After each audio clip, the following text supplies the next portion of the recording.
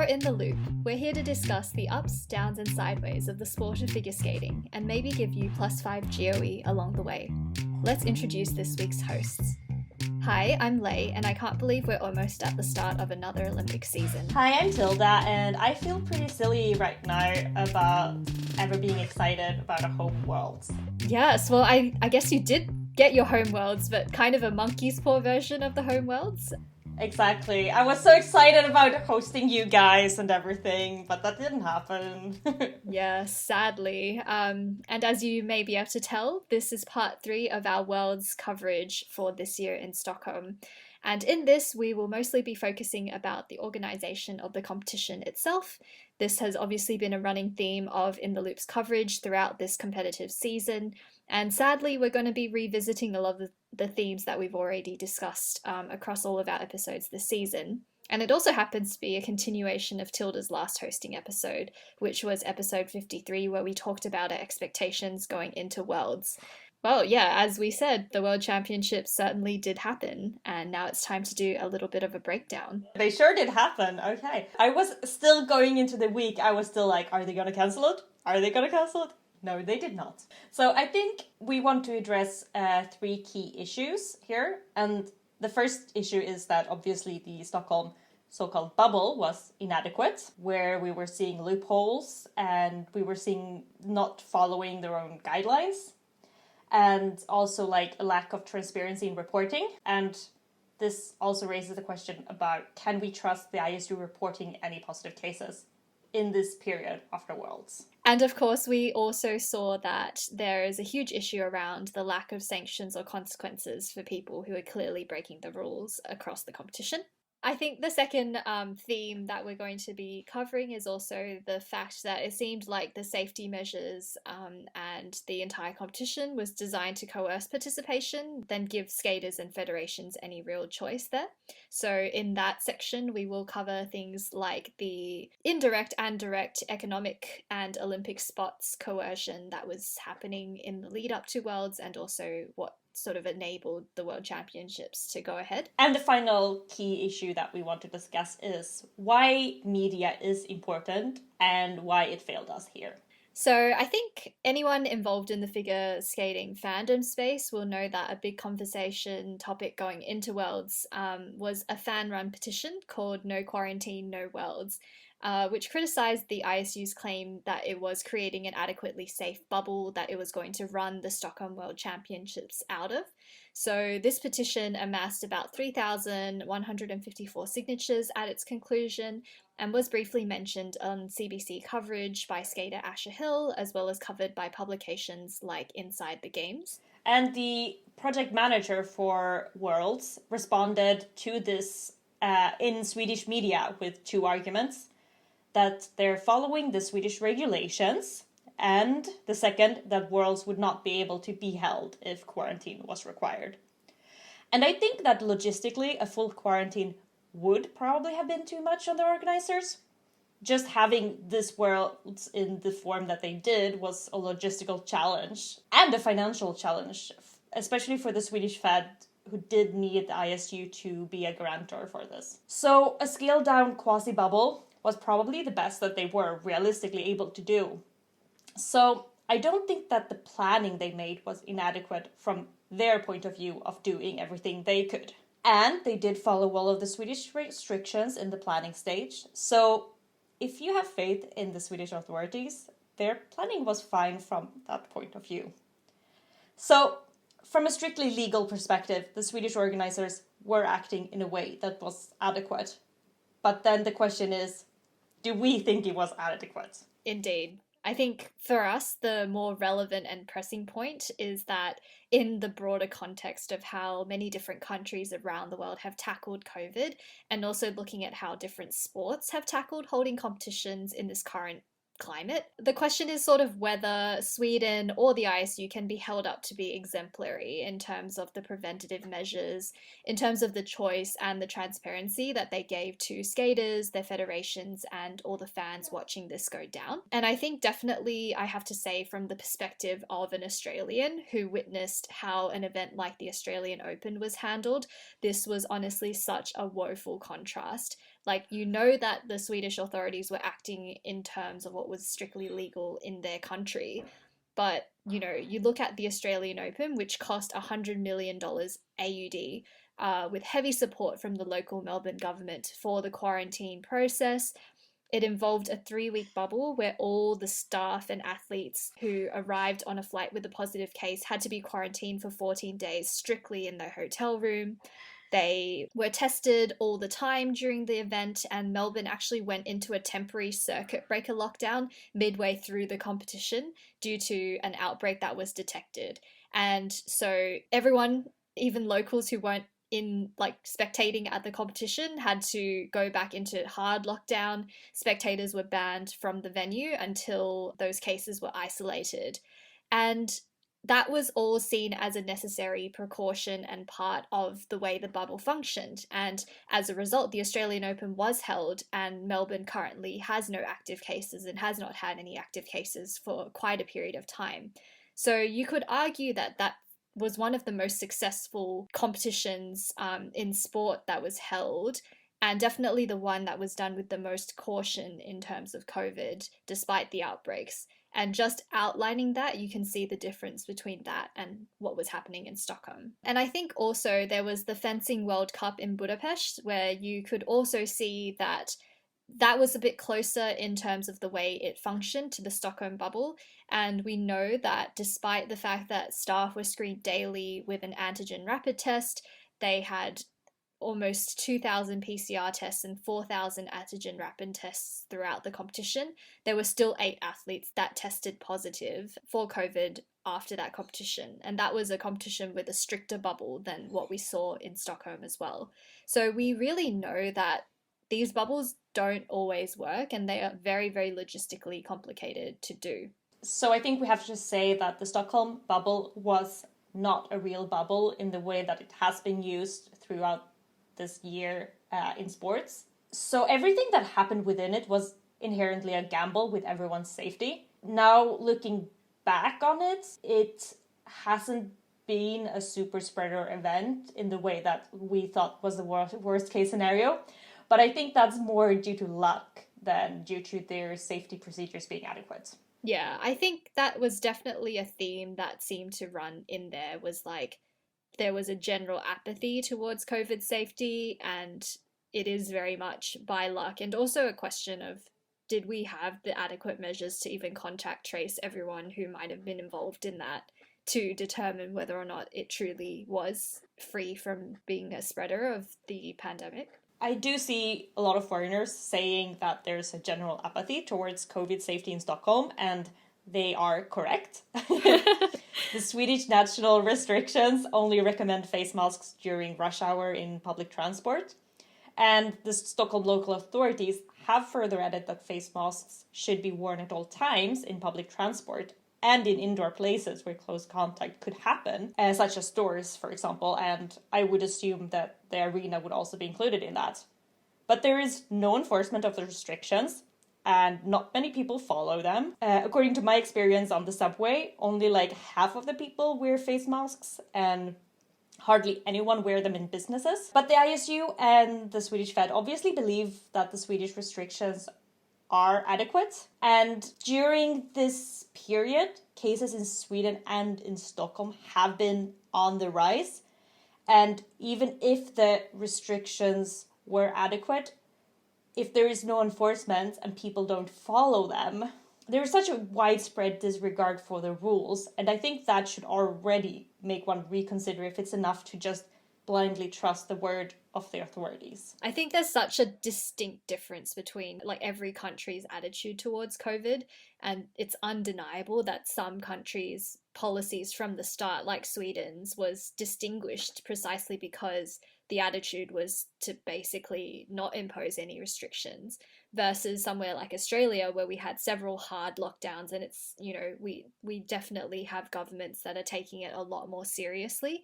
And so people here are, even though we've had no cases in Sydney for quite a long time, no community transmissions, like the general attitude is still that, hey, you should wear a mask on public transport. Like only recently, since restrictions have been formally lifted, have people stopped doing that. So it definitely, I think, comes out of the overarching attitude that comes from the top of the government as well. The attitude from the Swedish authorities has been personal responsibility, that every individual should make the choices that they think is best for the safety of the general public, and that we trust that the citizens are aware of the risks. But I think we have seen for a year now that you can't trust the general public. You just can't. There's too much variety, and everyone has the right to say that they have the freedom to do whatever, but when it comes to something that is dependent on community cooperation, that definitely, I think we find it hard to see an instance where everyone can act in the same way. Yes, and just today, as we're recording this, Uppsala, which is a city that is just north of Stockholm, had its authorities begging people to go into personal lockdown. Like, they're not adding any restrictions, but they were going out and saying, please, people, go into lockdown now, because the cases are on a rise and the ICU is overwhelmed at the moment. So at that point, I think, shouldn't you maybe start enforcing a lockdown instead of begging people to do it? And I think in terms of, speaking of begging people to do things, if we look a little bit closely at the Stockholm bubble, I think it becomes very clear that this so-called bubble, which they kept calling it, had some massive loopholes within it. I think the key ones that we're going to point out is A, there was no requirement in the bubble rule for those who were in close contact with someone who had contracted COVID to withdraw or not be allowed at the event, which, given that a bubble is so dependent on everyone that enters it being guaranteed to be COVID free, seems like a pretty glaring requirement that was missing from the rules. And the second one, which is, I think, the most important one, is that there was no quarantine period. People entering the bubble took a test and had to isolate in their hotel room until a negative was confirmed. And everyone was supposedly tested every 4 days. So that is twice over the course of the event, with over 3,000 tests being made, which is just not adequate from a quarantine perspective. I think the first being that COVID-19 has a proven incubation period of 2 to 14 days, and apparently neither the ISU or the Swedish government really understood this, which made me feel like everything that they were doing to set up this bubble was like spending their whole time building a fortress and then locking it with like a piece of paper. It just made no sense. Yeah, and I mean, the Swedish authorities do seem to understand it insofar that a Swedish person returning from abroad have to isolate for 2 weeks or 7 days after a negative test result. But within the Swedish restrictions on travel and events, there are a bunch of exceptions for elite sports. And we saw the result of that here. Which is crazy. Yeah. It's like COVID doesn't go up to you and they're like, oh, I'm sorry, you're a professional athlete. Let me just like move next door to the next person. Like, it blows my mind. I cannot put this into words. An infected person can still get a false negative if they're tested too soon after exposure, but they can still be transmissible, which is like the key point in how a pandemic spreads, which is why every country that has imposed quarantine in the world has advised people to self-quarantine for a few days, even after a negative test result, because symptoms could still develop in that incubation period. So it made no sense for the competition to only require skaters to arrive 2 days before the start of the first event, because it would mean that the entire event happened during the transmissible period, where you would have a very hard time detecting positive cases in these PCR tests. And there is also the danger of the false positive, which did supposedly happen here. So we have the Armenian dance team, Tina Garabirian and Simon Proul Senegal. They were not allowed to compete after a positive test, which later appears to have been an error from the organizing committee, mixing up their documents and giving them incorrect information about their status. A false positive obviously have a huge impact on them as athletes, especially when this competition is used as an Olympic qualifier. I don't think that there would have been a danger of false positives if there had been proper quarantine measures, because then one single test would not have been the final say. And we know that there is a danger of both false positives and false negatives. And when you rely on single tests to determine whether or not someone gets to compete, you run the risk of allowing infected people into the bubble and shutting out non-infected people. If you had enough time to quarantine beforehand, you would have more chances to ensure that positive tests and negative tests were delivered like within a reasonable span of time, and they were more likely to be accurate. So again, this feels like a result of that rushed period of just test, okay, you're fine, go into your competition, and then one test on the day will determine whether or not you are allowed in. I don't know if this shows a lack of understanding and ignorance by the ISU or if it's just willful negligence. I mean, either is bad. It really is, and it just misses the point that a bubble is, by definition, only as secure as the first person inside it who gets COVID. And then if your interactions within the bubble are not regulated or distanced the way that everything else is, then there's no point of a bubble. Like, we saw a positive test present itself on the very first day of practice.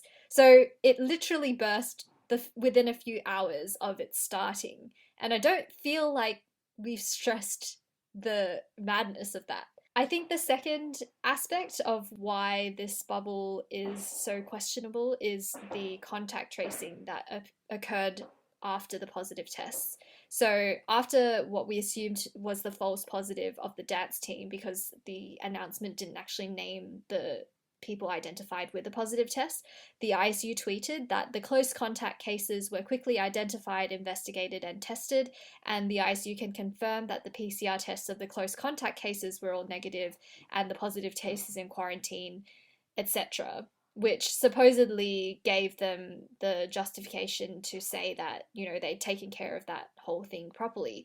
But again, if we revisit the idea that there is an incubation period between a negative test and symptoms showing up, where there is a risk of the negative test being false, it doesn't mean that just one test without any further quarantine will show that those people are definitely not infected. Because again, it misses the point that there is an incubation period. So it definitely is questionable whether or not even the mitigating measures that the ISU had in place for these positive cases were strictly adequate when you think about how COVID actually works. And I think there's also the issue of a lack of transparency, because they had a reliance on self-reporting. Anybody who experienced symptoms in the bubble were required to self-report to the designated team leader, and there is no monitoring other than temperature checks and the second PCR test. So as we'll see further on in this episode, there are many reasons why there is an incentive to keep quiet, and that doesn't even account for if someone is asymptomatic. And I think there was also significant delay between the ISU identifying, I think, the second positive case and actually announcing it to the media. So again, it raises the question of what incentive do they even have to honestly report any cases throughout the competition, given that there are so many incentives to just let it blow over until the end of the week. And there was also a severe lack of sanctions. We had a running theme of skaters, coaches, organizers, and senior staff not obeying the basic rules of quarantine. More than whether or not it's strictly safe, it's the attitude of complete disrespect that was so dispiriting to see, and it did make it very obvious that safety measures were little more than farces, starting from the very senior members of the ISU down. It was just ridiculous to see it go down, even on social media. And again, going back to what we're saying about a bubble being as secure as the first person who has it, if you look at how people were interacting within the so-called bubble, people are allowed to mingle, be in close contact with each other, and operate without masks within that bubble, as though qualifying to be inside suddenly meant that all of the risks of COVID transmission didn't exist, which would make sense if the bubble was secure. But as we just mentioned about the incubation period, there was absolutely no guarantee that that was the case. So that actually made the behavior within the bubble more dangerous, because you couldn't be guaranteed that everyone who was interacting within it was absolutely negative, but they were interacting in a way that would have made it very easy for any positive cases to spread. So it seemed in particular that the Russian team had been at their own training camp for a few weeks before leaving for Stockholm, though we don't know many details about what safety measures they were under during that period. But it felt like they took this bubble concept as kind of a permission slip to just act as though COVID didn't exist as soon as they were inside the bubble. Yeah, and we did see the Russian team on the plane together, unmasked, taking photographs together, still passing through public airports on either end, and along with Dijima and Lakernik in a large group photo. Which, again, is like, that's the ISU president, right? Yes. The ISU president in a group photo with people not wearing masks apart from the airport staff. Like, it was absolutely crazy. Like, I guess especially from the perspective of someone who's used to seeing everyone in these settings wearing masks. Like, it really felt like we were living in some alternate reality with the Russian team. There was also the case of just restrictions imposed by the ISU being blatantly broken for no reason by Russian coaches. So, example of this was the Sambo 70 coaches, Eteri Tutberetsi, Daniel Gleichenhaus, and Sergei Dudikov, all flew in as coaches despite only having two competing skaters, who were Anna Sherbakova and Marisi Kvittelashvili, because, and I quote, the Sambo 70 school is great. Like, that is literally the reason they gave for allowing three coaches instead of the mandated two to fly and see their skaters compete. And that was just sort of brushed aside as there's no other explanation. Yeah, I mean, we did see offensive behavior from other coaches as well. And we did mention in the last episode, Julian posting on Instagram a photo of him putting his foot on the boards when they weren't allowed. And the caption did seem to mock the safety restrictions. And I mean, we also had Mishin, who had his mask under his nose the whole time. And Ari Zakarian, who is Plushenko's manager, and I'm still not sure why he was in the bubble in the first place. He also caught with his nose above the mask. And then Averbuk posted on social media walking around Stockholm without a mask. And then, presumably, went back in the bubble. And all this with no known sanctions for people caught breaking the rules. No known sanctions. They were just sort of allowed to post whatever they wanted. Skaters were posting as well on social media, showing how conditions were inside, and that's where we got a lot of our information from as well. And in addition to that, we had Swedish local performers for the World's Exhibition Gala, but they were staying at a different hotel from the rest of the skaters, so presumably not in the primary bubble, and it was unclear whether or not they were tested, and we know that some were international skaters selected through an open audition. But we also saw them walking pretty freely in and out of the stadium. So again, it raised so many questions about exactly who was being allowed in this bubble and what was being done about people who were blatantly not respecting the very minimal rules that were already in place. And let's say the most dreaded word in this entire year, buffets. Indeed, buffets. Many hotels in Stockholm still, for some reason, have breakfast buffets, even when most other restaurants and places don't do it anymore.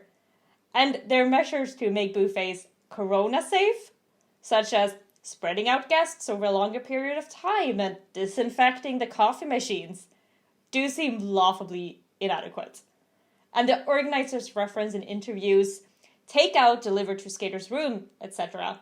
So a buffet feels very out of line with how they presented themselves. Even offering alternatives such as room delivery is assuming that people are able to make the right decisions and avoid the buffet that is being presented to them. Yeah, we saw that on a skater's social media as well, like the existence of the buffet.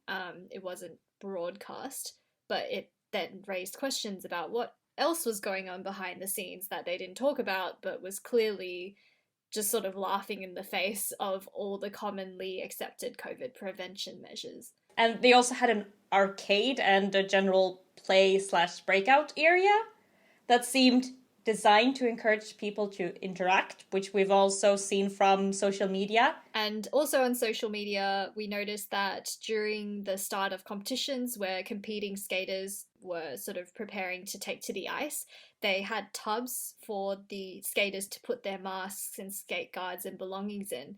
But there were tubs placed right next to each other on a narrow table that the skaters then had to mill and congregate around. Which generated enough backlash on social media that it was moved for the subsequent competitions. But then we saw on someone else's social media post in the practice rink that those tubs were still placed in the same manner in the practice rinks.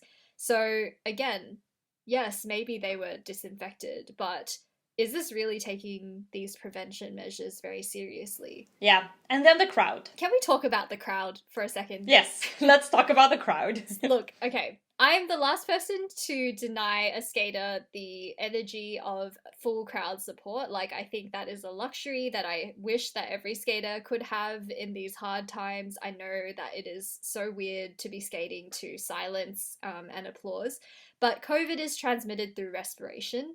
It is a common directive that in enclosed spaces with a lot of people, that it is not advised for people to yell and shout and holler, which we definitely saw after many skaters' performances. And, you know, the Japanese competitions, like Japanese nationals, at the very least, the audience was masked up and not allowed to cheer, only to applaud. So that plays a really big contrast to the full crowd of skaters and spectators, coaches, etc. that we saw in the audience for a lot of the skaters' performances in Stockholm. I mean, there were supposedly around 150 volunteers, which is around half of what it would have been with an audience. And then, you know, we have all of these officials and coaches and all of the skaters and cameramen and journalists. I mean, it all adds up to a pretty considerable amount of people who are in the arena. So even without an audience, we could see in the broadcast people sitting in clusters around the arena, cheering for competitors. On the grand scale of things, it probably wasn't the biggest issue at this competition, but surely there was enough space in there that they could socially distance. And why did they not enforce that? They had like 3 sides to the arena that was completely empty. And I know everyone loves to get prime spots, but you know, at the very least, try and spread out a couple of rows rather than gathering everyone in the one space. That completely defeats the point of social distancing. So we want to talk about coercion, the implications of Olympic spots, and basically blackmailing skaters to attend, which we find is even more disturbing than everything we've mentioned thus far. It's so important, I think, to recognize that there is indirect and there's direct coercion, and you're unlikely to see people making direct, you know, threats about forcing feds or skaters to attend, but it is this sort of invisible pressure that we want to talk about here. So I think the first bit that is concerning was the economic coercion in this entire World Championships, because the ISU made it very clear in its guidelines that it wouldn't pay for the expenses of anyone wanting to arrive earlier than the 1 or 2 days that was required by their guidelines to attend the World Championships. So again, if a skater wanted to be safe properly, following, you know, accepted national and international guidelines about COVID safety and quarantine, they would have had to fork that out of their own pocket. And we know that Japanese journalists, some of them arrived early to quarantine and interviewed most of their skaters remotely, and media in general only allowed remote contact, but they were presumably doing that completely out of their own pocket. So for skaters who obviously don't necessarily have the backing of a big publication or media organization body, what were the economic consequences for actually trying to protect themselves from COVID in the safest way possible? It would be very difficult for them to do so. And the other thing is that any skater who did fall ill and had to quarantine longer would have to pay for their own expenses, including, for example, minors who were forbidden from bringing family members here. But there is a huge implication for having minors and then not allowing them, their parents, with the risk of falling ill and having to stay in quarantine. That is a disaster waiting to happen. Falling ill in a foreign country, having to quarantine there, pay it yourself, and then to presumably like have your coach stay with you.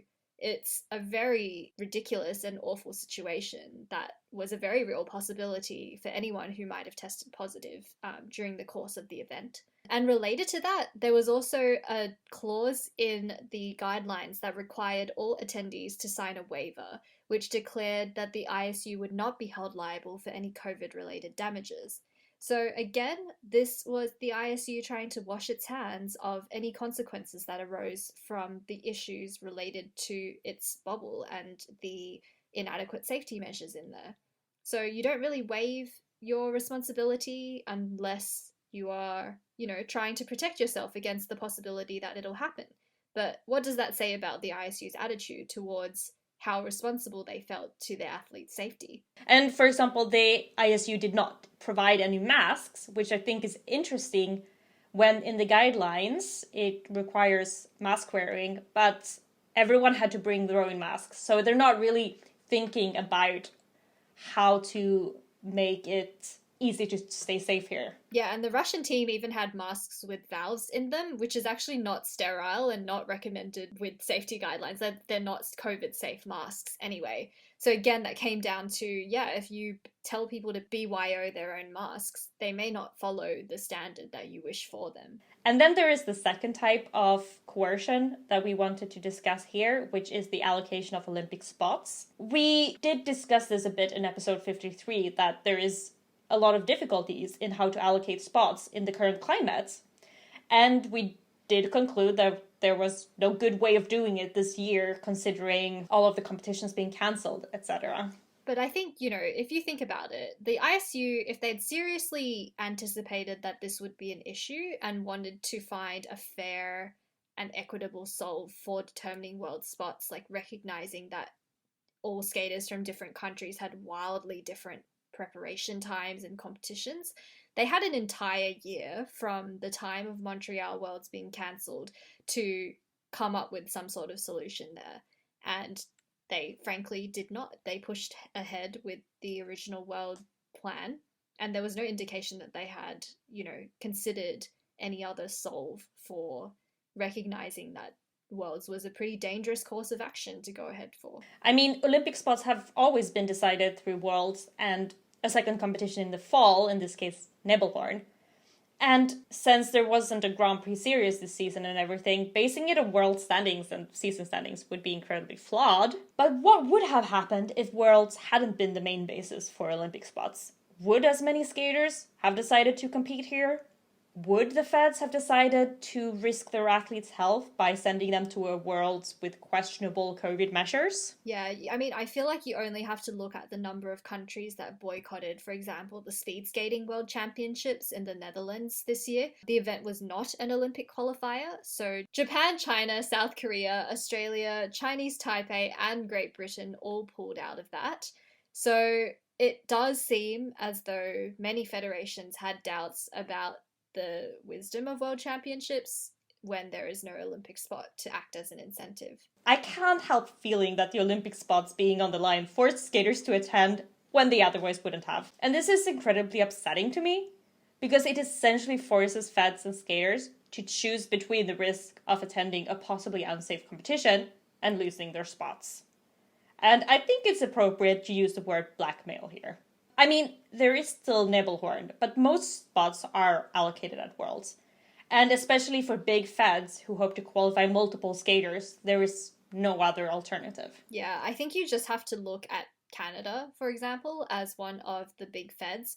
I think it would have been one thing if Canada had sort of led the protests and other big feds had supported its decision to prize athlete safety above all. But even Canada, that had so far cancelled its nationals, citing COVID safety reasons, basically fell in line one by one as the ISU started to announce the way that the World Championships would interact with Olympic qualifiers. So before the ISU confirmed that the selection criteria for Olympic spots wouldn't be changed for Stockholm, Skate Canada originally alluded to the fact that they may not send a team to Worlds due to safety concerns.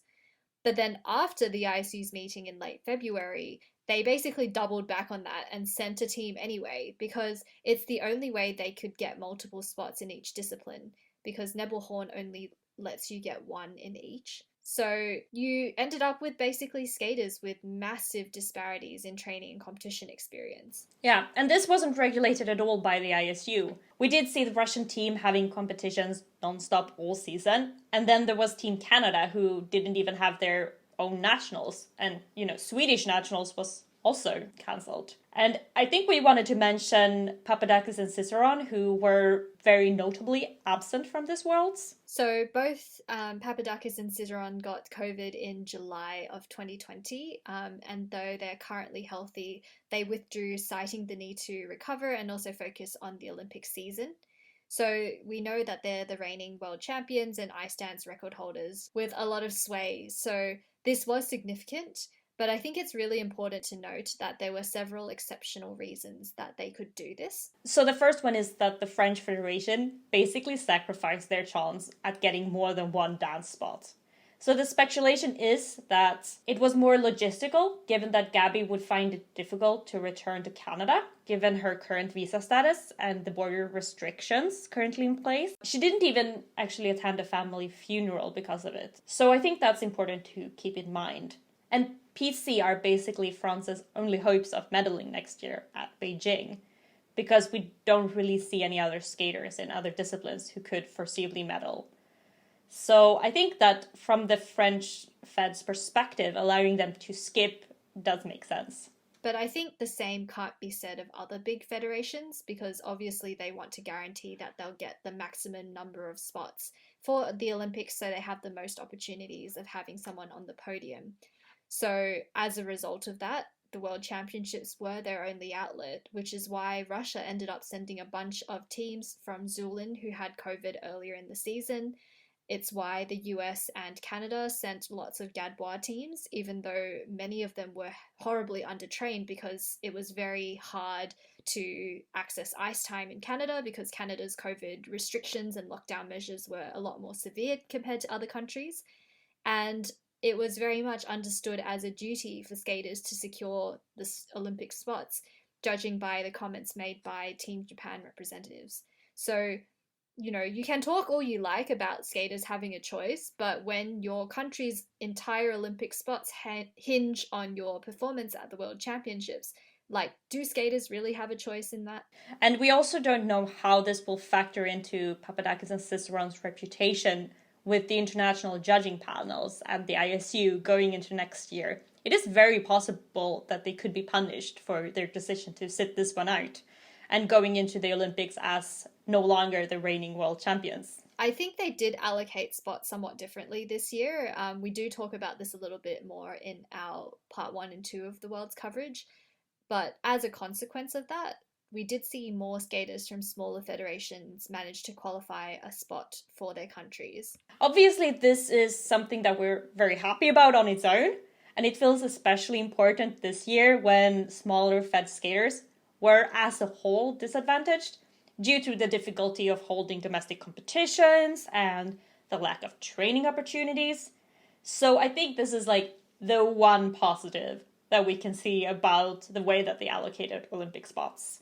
But I think, again, if we're going to go back to the topic of coercion, let's talk also about the fact that the rules for participating in the exhibition gala, which I would argue is something that if you're going to cancel anything, that should probably be one of the first things that should be on that list, were incredibly draconian. Yes, oh my god. Why have an exhibition gala of all things in a pandemic when you're trying to limit exposure? It is insane because all of those skaters are on the rink together at the same time. And the fact is, and I didn't know this until I actually looked up the rules for this, but if you are invited to an exhibition gala, you have to perform, or the ISU can choose to bar you from events for 60 days afterwards.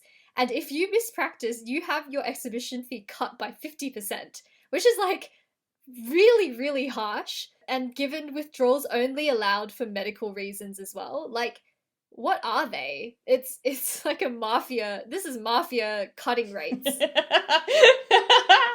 Yes, the ISU is a mafia. You saw many skaters in the gala rehearsal were not wearing masks on social media. We know they had group numbers with foreign Swedish skaters. We also know that a Yale study showed that COVID was more transmissible in ice rinks because of the way the atmospheric pressure worked. So, again, we are putting our best skaters in the world who've just won world medals all in a space with like 60 other people and making them skate under lights, and we're going to like cut their pay and bar them from competitions if they decide to choose otherwise. Yeah, and this is an indoor sport. Just that fact that it is an indoor sport with close contacts. I mean, let's just emphasize that for a moment, because that is a huge danger, just that in itself.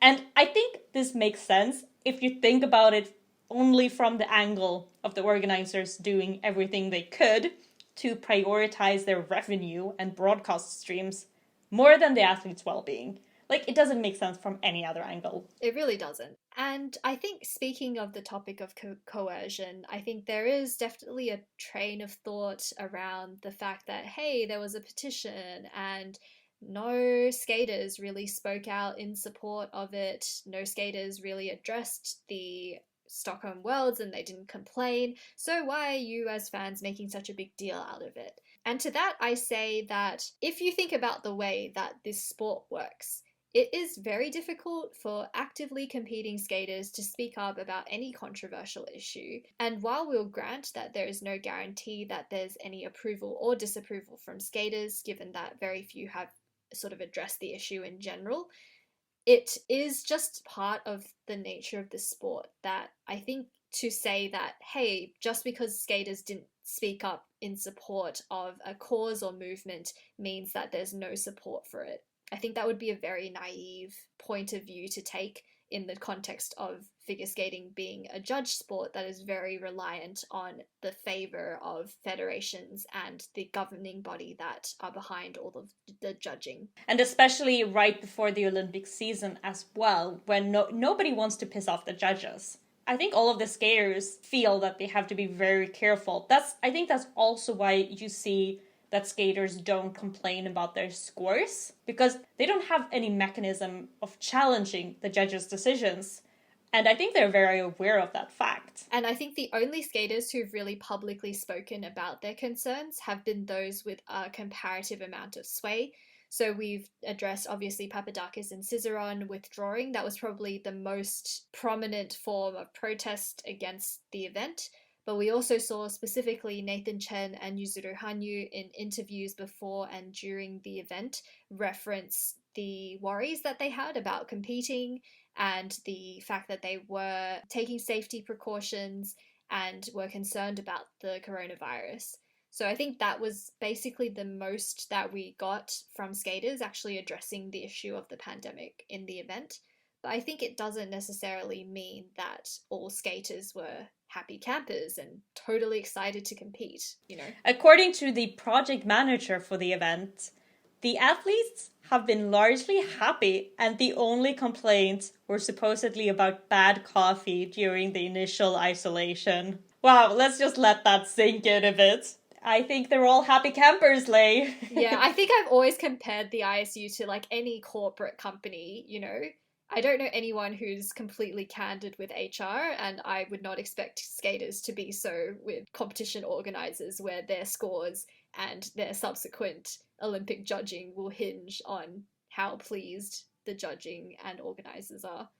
And I think, you know, we do allow the space to acknowledge nuance. I think it's very natural for competing skaters to have mixed feelings about the event. Obviously, we've also spoken to skaters in our past episodes who have mentioned the importance of the need to compete in sort of maintaining that sense of momentum and motivation in their training. So those who could train did train. There were Olympic spots on the line here. So, you know, we can only speculate that it is definitely believable that athletes would have, you know, wanted to compete here and were happy to have competed here too. But I think we can only really speculate on what they actually think behind closed doors and in their own hearts. And as a general rule, we don't like to speculate too much on that. But I think it is very difficult to deny that there must have been a lot of different opinions on whether or not this competition should have been held. Right, and I think that brings us to the final key issue that we wanted to address here, which is, why is media so important? So here it's important to take a step back and understand why we scrutinize the tone and nature of media surrounding a sport. For example, in figure skating, the power structures are that federations manage the sport in their own country, and then they are managed in turn by the ISU, which is, of course, the wider governing body. And then you could argue that above the ISU is organizations like the IOC, which has the ability to determine if a sport is an Olympic sport or not, which we saw quite recently, for example, with synchro not being permitted to be in the Olympics. So when it comes to holding a federation or governing body responsible for its actions, the upper governing bodies have a duty, but this often needs to be spearheaded and prompted by pressure from the public and the outside. Yeah. And, as key disseminators of information, the media surrounding a sport therefore plays kind of a big role in shining light on injustices and holding federations accountable, especially in situations like in judge sports where athletes can't easily speak up without having to consider any repercussions on their judging as a result of that. So that's why we place such an importance on examining how the tone and nature of the media coverage around the World Championships has played a role in both enabling the governing bodies to continue what they're doing and why it's so critical to be critical of them. So we also know that the IOC were approached by the No Quarantine, No Worlds team, but they basically said that the management was up to the ISU. So we're in a bit of a closed circuit here where we are relying on the ISU to govern itself and to police its own behavior, which, if you've worked in any organization, is a bit of a blind spot for most, and especially for the ISU. So again, if there was going to be any kind of movement spearheading change or increased safety measures in Stockholm Worlds, it was going to be something that was going to be led by the media. I have taken a look at the coverage from the Swedish media as the token Swedish person here. And I can just say straight out that there has been no critical news coverage from Swedish media. And of course, Swedish media has never been very interested in figure skating as a sport. And even with the home worlds, there hasn't really been a lot of coverage. And what coverage there has mostly been fluff pieces on, yay, we got a home worlds. And we have some reporting on the results of the Swedish skaters at the event. There have been a couple of articles mentioning COVID-19 and the measures taken, as well, of course, the positive cases that were identified. But basically, they just quote the organizers and seemingly take it for granted that it was as safe and as successful as the organizers are claiming that it was. And I think it does follow a wider trend of Swedish media being very uncritical of the Swedish authorities during COVID-19 in general. But seeing it is quite disappointing. I think it goes to this idea that we expect our journalists to be the ones asking the difficult questions and to sort of see them act as little more than regurgitated PR pieces is pretty depressing in general, and is by no means unique to just Swedish media. I think in particular, you would sort of expect more from figure skating journalists specifically, but as someone who has been part of the figure skating media sphere for a while now, I think that would be expecting quite a lot from the figure skating journalism circle. But I think, especially when the Canadian Federation were considering not sending a team at all, given the way the ISUs acted throughout this entire season, given that half the Russian national team had come down with COVID at some point throughout this season, you would have thought that there was plenty of actual subject matter that was meaty for journalists to sink their teeth into. But I think what's really important to note is to point out the power dynamics that exist within the figure skating media sphere. So it's important to note that access to figure skating events and therefore to skaters in order to interview them and to speak with them is determined solely by the federations who run these skating events and can just be as easily taken away from them, in the same way that judges are selected by federations. So I think at the end of the day, most figure skating journalists that are prominent in the scene have very close ties to their own feds and are arguably prominent because of the support of those feds. So, in a similar way that skaters are understandably hesitant about speaking out publicly against their own federations or against the organizing bodies running their sport, I think you can make a case that journalists are actually in quite similar positions. So, creating an environment for unbiased journalism is very difficult when you know that a federation would have the power to immediately bar you from being accredited for the next event as soon as you said something that they were displeased with. So it's this power imbalance that I think is really important to recognize, and what makes, I would say, the figure skating media sphere quite an unhealthy one. I think it's also probably important to note the interests of rights holders and broadcasters as well. I think that this fundamental lack of checks and balances and the choice in the sport means that the ones in power can run rampant. And I think as of now, there isn't a lot of opportunities to challenge the ISU within the sport. Yeah, I think you can really understand why there's such a major conflict of interest, right? I think it applies from critical coverage around organization of events like Stockholm all the way down to scoring.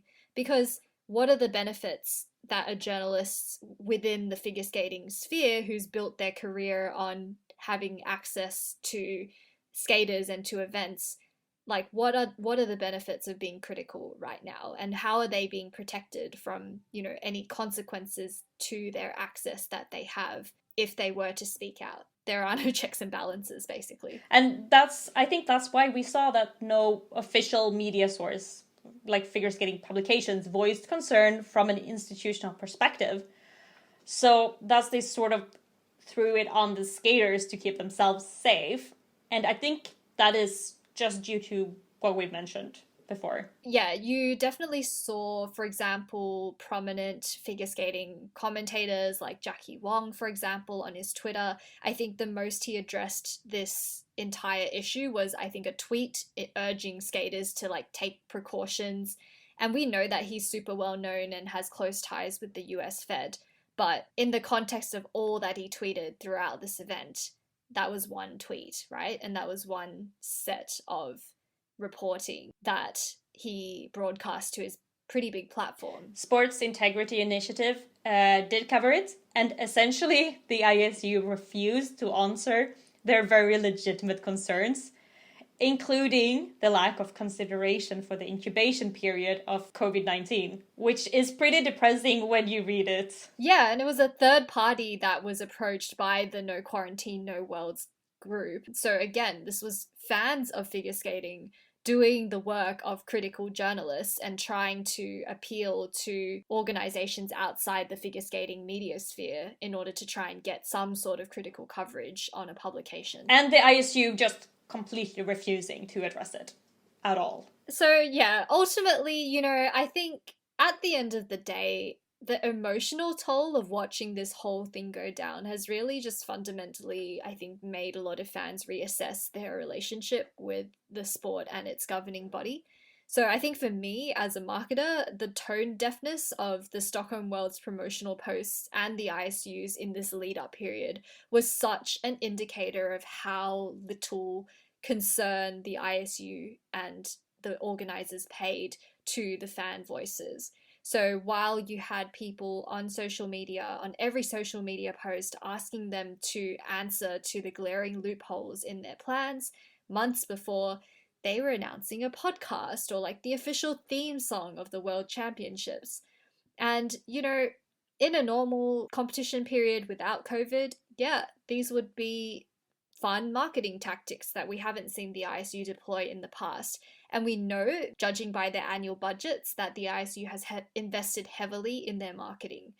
But, you know, as someone working in that industry and space, I have really huge doubts about the way they just seem to fundamentally not understand how they're alienating a large part of their demographic that most actively uses the channels they've heavily invested in, nor do they understand the brand that they're trying to establish and crisis communications in general. And it's also about the level of respect shown to the service staff of flights and to medical staff around the world that have been exhausted on the front lines fighting COVID, as well as, everyone in the world who have been affected in the past year. So to see people privileged enough to be able to have their own chartered flight and the relative safety of a training camp just completely flaunt that status without even attempting to do something as basic as wear a mask. It's just indicative of the whole attitude that they had adopted this entire week. And I think that something being technically legal to do, it doesn't necessarily mean that it is a considerate or an empathetic thing to do. And as well, you talked about from the marketing perspective, we can see the tone deafness. We can see this affecting the brand of the ISU and just the loss of faith. The absolute loss of faith, the loss of confidence in the organization. I think the very clear evidence that the organization has absolutely no regard for the voices of its most passionate fans. It's very much not surprising, but I think especially in the context of the ISU very visibly trying to boost its brand, it's misguided at best. And it is something that I would absolutely caution them against when they're trying to, push ahead with making figure skating popular again. So all that we've talked about here in this episode really basically comes down to, was this an unsafe event? If it was, forcing skaters to attend in order to get Olympic spots was really terrible of the ISU from an ethical perspective and from a marketing perspective as well. Skaters should have been able to assess the risks and decide whether or not to attend themselves without any undue pressure. But Olympic spots is a very important thing to have on the line here. And I think it was very clear that the ISU knew exactly which levers to push in order to get their desired outcome, which was to have this be the deciding event for Olympic spots and to have all of the big federations attend with their best skaters. And I think you could argue that they would have not had that many other alternatives, but I think that from everything that they've done from a transparency perspective to the options and the requirements that they made for their skaters, it's very hard to say that the skaters had a choice that was transparent and equitable going into this. And I think to finish off this episode, we just wanted to talk a little bit about the World Team Trophy, which is happening this week. And it seems that they're destined to repeat the same mistakes, but for even less gain this time. I think the fact that the safety document that they just released for WTT looks like a copy and paste job from Stockholm. It's such an indicator of what we're destined to repeat, which seems to be Groundhog Day. But I would actually argue that the situation in Osaka is even worse than Stockholm. So I don't know where they're going with this, to be very honest. But bluntly speaking, at the time of recording this, Osaka is currently in a medical state of emergency. But not only are the ISU and the Japanese Skating Federation not cancelling the event, they're not even conceding to run the event without an audience, which they had planned. And they're also advertising that they're actually broadcasting the show in cinemas across Japan, in 59 cinemas across 36 prefectures specifically, including Osaka and Tokyo, where the numbers are skyrocketing at the moment. This is mind-boggling. It's literally watching a burning bus just careen down the highway, and not only are we not trying to stop it, they're just adding more oil every single mile that it's burning. Especially considering that the Tokyo Olympics are meant to be happening in mere months. We know that the triathlon Tokyo Olympic qualifier event was cancelled because they couldn't meet isolation requirements for international athletes. We know that the Olympic torch relay that was meant to go through Osaka around this time was actually cancelled by the governor of Osaka, again because of the skyrocketing cases. So WTT is apparently more important than the Olympic torch relay for the Tokyo Olympics being held in Japan, which I find absolutely mind-boggling. But I think we have to talk about why that is so. And I think that the reason is that World Team Trophy has the biggest monetary prize pool out of any ISU competition. And that could be a big factor in countries and athletes deciding whether or not to take part.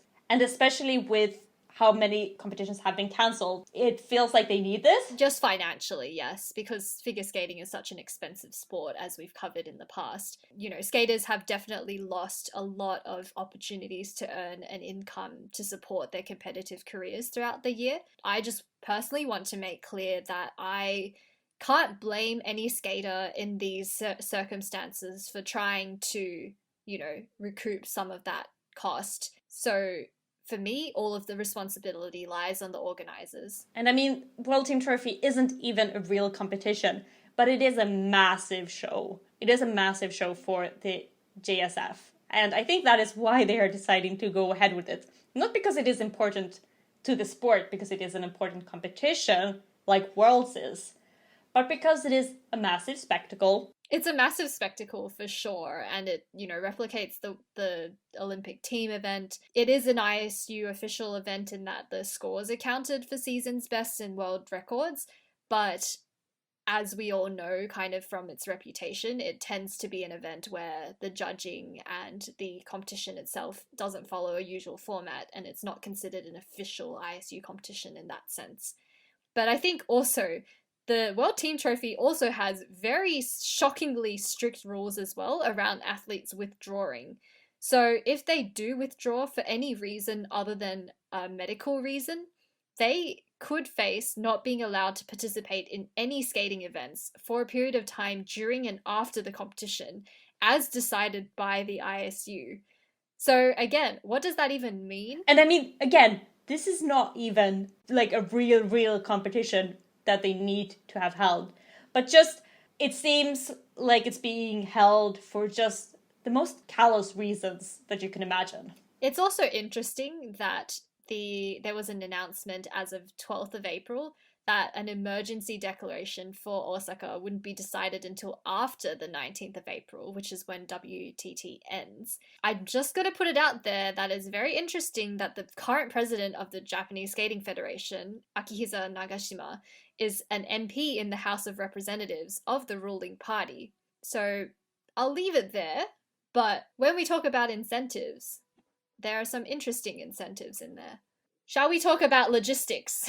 Let's talk about logistics. We know that the Russian team have apparently chartered a private flight into Osaka to avoid quarantine measures again. And I would just like to remind people that we have only been about 2 weeks out of Stockholm, so they've presumably gone back to Russia, not quarantined, and are now flying into Japan in the middle of rising cases in a pandemic, without quarantining again. And then you have the Team Japan skaters who presumably have been in quarantine with minimal training in between. Just to contrast this. And in even more contrast, we know that China has actually made the decision to pull out of the event altogether. And then we have also the Canadian team being basically entirely different from the World's team, which is probably because the Canadian World's team would have had to quarantine in Canada after flying back from Worlds, only to fly to Japan and quarantine again. So I think that was also probably a smart move.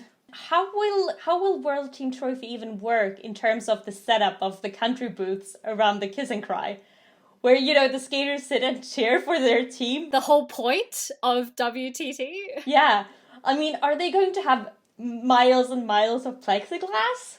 I have no idea. I will be very sad if they can't, you know, put stupid hats on each other and cheer. But, like, that is what they have to do in order to stay safe, especially in the context of rising COVID cases. And that's why sporting events like this are considered a luxury that we have to put on hold in order to not overwhelm our frontline medical workers who are working their butts off day and night to keep us all safe and healthy. I guess by the time this episode comes out, we will have seen how it ends up, huh? Before we can rest and pray that next season is less of a dumpster fire. I know that the tone of our coverage this entire season has been very negative, but I think it's coming from the perspective of people who have seen the devastating effects of COVID on their own countries, on countries around the world. And I think as much as we all desperately wish for the optimism and the joy of figure skating to, play a comforting role in our lives, I think it's equally as important to understand that skaters, volunteers, audience members participating in these competitions are also people, and that their roles in not only preventing themselves from being infected but also preventing themselves from infecting other people have a direct consequence on medical staff and people who are vulnerable to COVID as well. So if we can put a caveat on the fact that, we have been quite critical of the way the competitions has run, I think it's worth asking the question of how much does the ISU recognize the fact that we just mentioned, and where does that rank compared to the rewards of your broadcast and sponsorship money and the cost of trying to keep the sport running as well. And on that cheerful note, I think we're going to end the episode. Thank you for listening. We hope to see you again for our next episode. Thank you to our transcribing and quality control team, Evie for editing and Gabb for graphic design. We'd also like to thank the No Quarantine, No Worlds team for the time and effort gone into compiling information into easily accessible threads, which we have referenced in this episode. If you want to get in touch with us, please feel free to contact us via our website, inthelow.podcast.com, or on our Twitter. You can find our episodes on YouTube, Apple Podcasts, Stitcher, and Spotify.